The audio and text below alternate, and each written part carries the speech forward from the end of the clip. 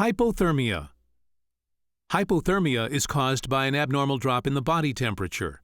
It usually occurs when exposed to abnormally low temperatures such as immersion in cold water, exposure to cool air in water-soaked clothing, or prolonged exposure to low temperatures.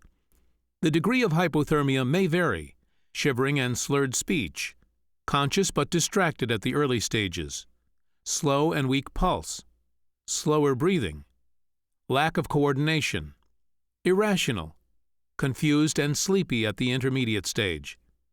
At the final stage, the pulse or breathing may be weak, irregular, or absent, and the person may lose consciousness. How to react?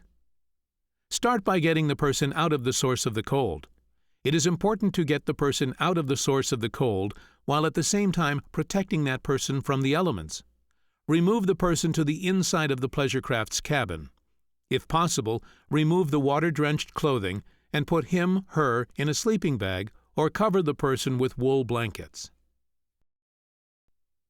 If possible, to prevent further loss of body heat, warm the person's body gradually by replacing wet clothing with dry clothing, wrapping the person in blankets, placing dry coverings over the person, covering the person's head and neck.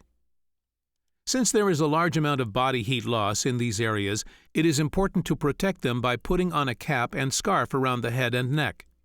Use or exhibit signals to show distress and need of assistance, if necessary. If the person asks, give him/her warm liquids, but do not give the person alcohol or hot stimulants.